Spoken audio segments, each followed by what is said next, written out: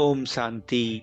आज की अव्यक्त मुरली 28 फरवरी सन 1984 से लिया गया है, जिसका शीर्षक है बिंदु और बूंद का रहस्य।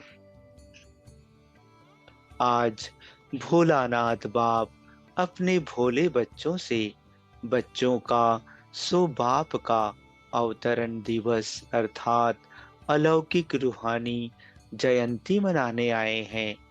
भोलानाथ बाप को सबसे प्रिय भोले बच्चे हैं। भोले अर्थात सदा सरल स्वभाव, शुभ भाव और स्वच्छता संपन्न मन और कर्म दोनों में सच्चाई और सफाई। ऐसे भोले बच्चे भोलानाथ बाप को भी अपने ऊपर आकर्षित करते हैं।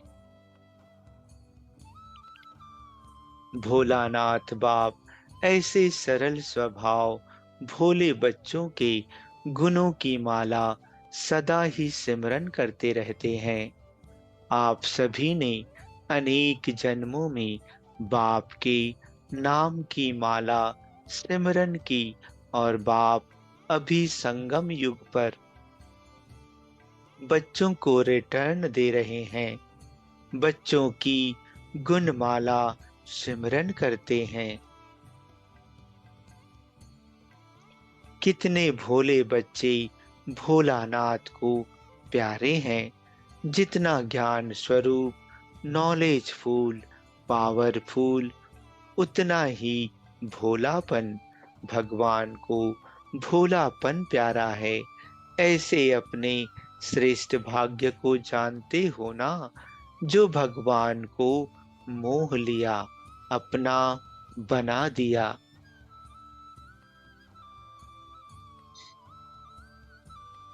आज भक्तों और बच्चों दोनों का विशेष मनाने का दिन है। भक्त तैयारियां कर रहे हैं, आह्वान कर रहे हैं और आप सन्मुख बैठे हो। भक्तों की लीला भी बाप देख देख मुस्कुराते हैं और बच्चों की मिलन लीला देख देख हर्षाते हैं। एक तरफ वियोगी भक्त आत्माएं, दूसरी तरफ सहज योगी बच्चे, दोनों ही अपनी अपनी लगन से प्रिय हैं।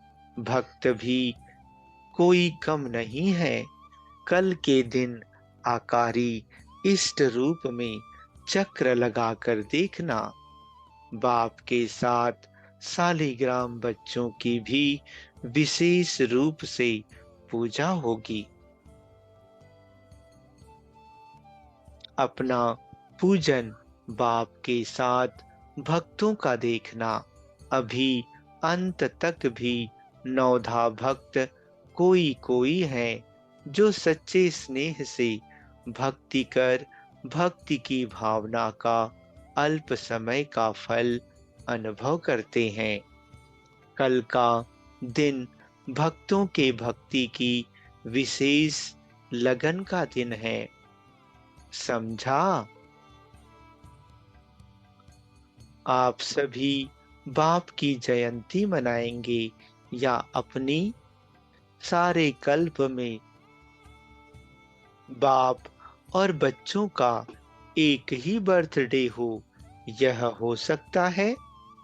भल दिन वही हो, वर्ष वह नहीं हो सकता। बाप और बच्चे का अंतर तो होगा ना। लेकिन अलौकिक जयंती बाप और बच्चों की साथ साथ है। आप कहेंगे हम बाप का बर्थडे मनाते हैं और बाप कहते बच्चों का बर्थडे मनाते हैं, तो वंडरफुल बर्थडे हो गया ना। अपना भी मनाते, बाप का भी मनाते। इससे ही सोचो कि भोलानाथ बाप का बच्चों के साथ कितना स्नेह है, जो जन्मदिन भी एक ही है। तो इतना मोह लिया ना भोलानाथ को, भक्त लोग अपने भक्ति की मस्ती में मस्त हो जाते हैं, और आप पा लिया इसी खुशी में साथ साथ मनाते, गाते, नाचते हो। यादगार जो बनाया है उसमें भी बहुत रहस्य समाया हुआ है। पूजा में चित्रों में दो विशेषताएं विशेष हैं। पहला, एक तो है बिंदु की विशेषता, और दूसरी है बूंद बूंद की विशेषता। पूजा की विधि में बूंद बूंद का महत्व है। इस समय आप बच्चे बिंदु के रहस्य में स्थित होते हो। विशेष सारे ज्ञान का सार एक बिंदु शब्द में समाया हुआ है। बाप भी बिंदु, आप आत्माएं भी बिंदु, और ड्रामा का ज्ञान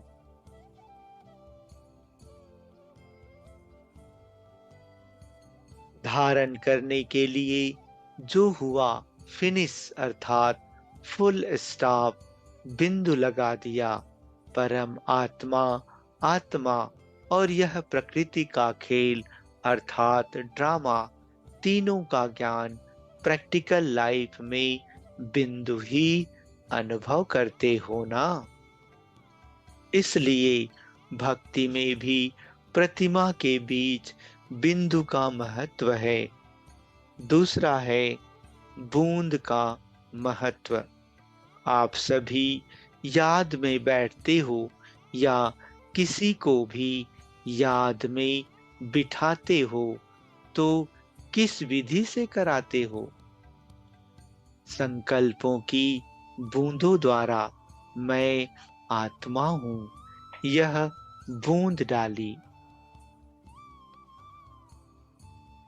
बाप का बच्चा हूं, यह दूसरी बूंद। ऐसे शुद्ध संकल्प की बूंद द्वारा मिलन की सिद्धि का अनुभव करते हो ना। तो एक है शुद्ध संकल्पों की स्मृति की बूंद, और दूसरा जब रूह रूहान करते हो बाप की एक एक महिमा और प्राप्ति के शुद्ध संकल्प की बूंद डालते हो ना। आप ऐसे हो, आपने हमको यह बनाया। यही मीठी मीठी शीतल बूंदे बाप के ऊपर डालते अर्थात बाप से रूह रिहान करते हो। एक एक बात करके सोचते हो ना, इकट्ठा ही नहीं।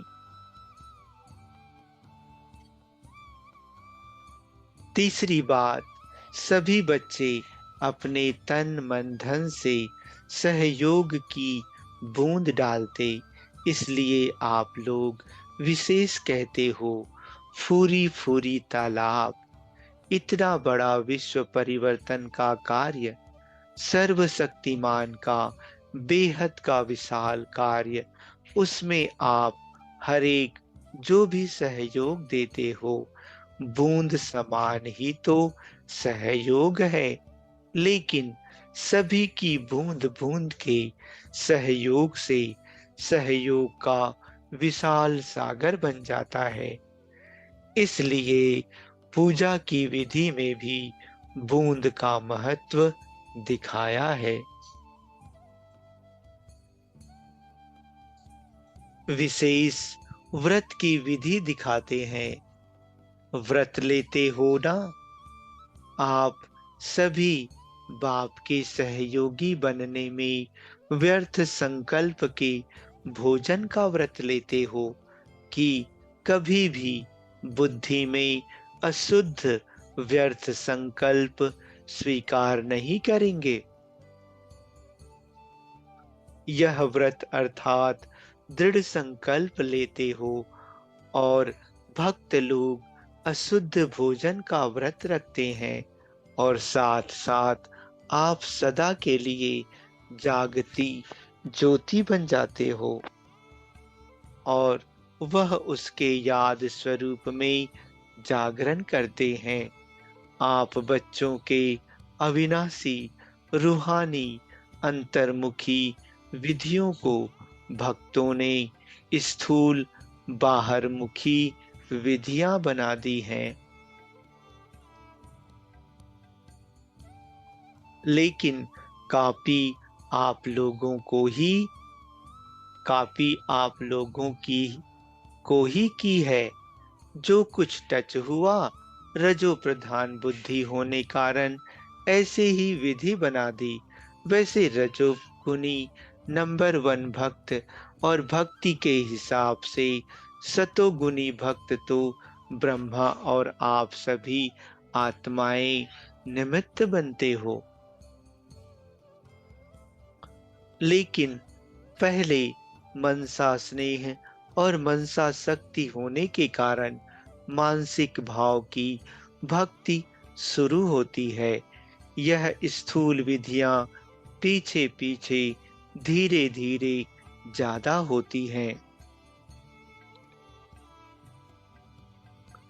फिर भी रचयिता बाप अपने भक्त आत्माएं रचना को और उन्हों की विधियों को देख यही कहेंगे कि इन भक्तों के टचिंग की बुद्धि की भी कमाल है।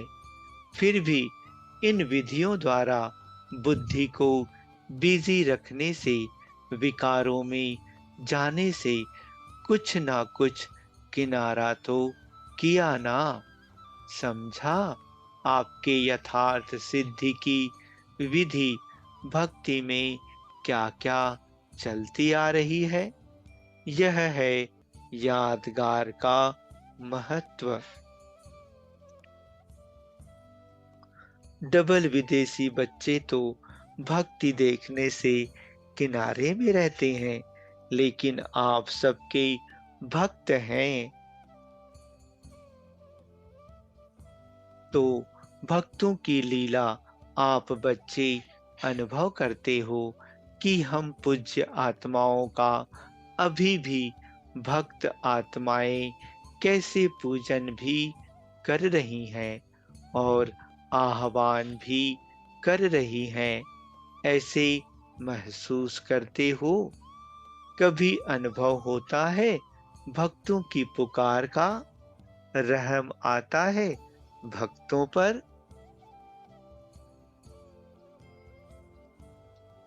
भक्तों का ज्ञान भी अच्छी तरह से है ना? भक्त पुकारें और आप समझो नहीं तो भक्तों का क्या होगा? इसलिए भक्त क्या है, पुजारी क्या है, पूज्य क्या है, इस राज को भी अच्छी तरह से जानते हो। पूज्य और पुजारी के राज को जानते हो ना? अच्छा, कभी भक्तों की पुकार का अनुभव होता है? पांडवों को भी होता है व सिर्फ शक्तियों को होता है? शालिग्राम तो ढेर होते हैं लाखों की अंदाज में, लेकिन देवताएं लाखों की अंदाज में नहीं होते। देवियां व देवताएं हजारों की अंदाज में होंगे, लाखों की अंदाज में नहीं होंगे। अच्छा, इसका राज भी फिर कभी सुनाएंगे। डबल विदेशियों में भी जो आदि में आए हैं, जो शुरू में एग्जाम्पल अर्थात उदाहरण बने हैं, चाहे शक्तियां अथवा पांडव, उन्हों की भी विशेषता है ना। बाप तो सबसे पहले बड़ा विदेशी है। सबसे ज्यादा समय विदेश में कौन रहता है? बाप रहता है ना। अभी दिन प्रतिदिन जितना आगे समय आएगा, उतना भक्तों के आह्वान का आवाज, उन्हों की भावनाएं सब आपके पास स्पष्ट रूप में अनुभव होगी। कौन सी इष्ट देवी व देवता है, वो भी मालूम पड़ेगा। थोड़े पक्के हो जाओ, फिर यह सब दिव्य बुद्धि की टचिंग द्वारा ऐसे अनुभव होगा जैसे दिव्य दृष्टि से स्पष्ट दिखाई देता है। अभी तो सज रहे हो, इसलिए प्रत्यक्षता का पर्दा नहीं खुल रहा है।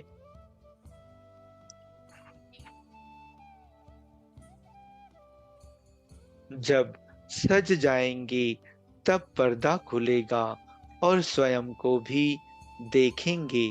फिर सबके मुख से निकलेगा कि यह फलानी देवी भी आ गई, फलाना देवता भी आ गया। अच्छा, सदा भोलेनाथ बाप के सरल चित, सहज स्वभाव वाले सहज योगी भोले बच्चे, सदा बिंदी और बूंद के रहस्य को जीवन में धारण करने वाले धारणा स्वरूप आत्माएं, सदा मन, वाणी, कर्म में दृढ़ संकल्प का व्रत लेने वाली ज्ञानी तु आत्माएं, सदा अपने पूज्य स्वरूप में स्थित रहने वाली पूज्य आत्माओं को भोलानाथ वरदाता विधाता बाप का याद, प्यार और नमस्ते। अच्छा, ओम शांति।